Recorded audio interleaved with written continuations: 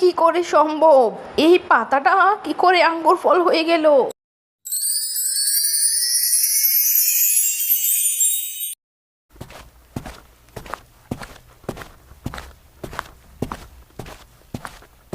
জানিস কি হয়েছে?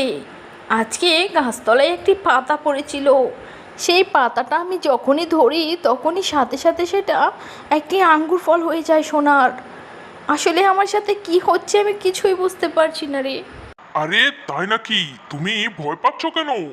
এটা তো আমাদের খুব ভালো খবর। তাড়াতাড়ি চলো আমার সাথে। তুমি এখনই একটি কলস ধরো তো দেখি। সোনার কলস হয়ে যায় যদি, তাহলে তো আমাদের জীবন বদলে যাবে গো। না না মা, একটু ধরো দেখি। ওই পাতিলটা কি হয় দেখি। ওরে বাপ রে, এটা তো একদম সোনার চকচক করছে। এই গোপন রহস্য কোথায় পেলে মা? কি হয়েছিল জানিস? সেই দিন এক অলৌকিক ঘটনা ঘটেছিল আমার সাথে। মনে হয় জঙ্গল দিয়ে আসতে আসতে আমি বাড়ির রাস্তাটাই ভুলে গেছি। ও মা গো, এটা আবার কি? আরে বুড়িমা, কি দেখছো? তাড়াতাড়ি আমায় এই শিকলটা ভেঙে মুক্ত করো।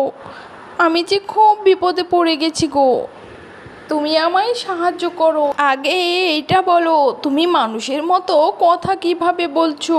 সে অনেক কথা, তোমায় আমি সব বলবো। আগে এই শিকড়টা খুলে দাও তো দেখি। তুই আবার আমায় কোনো ক্ষতি করবি না তো? আরে না না, তুমি খুলেই দেখো কি হয়।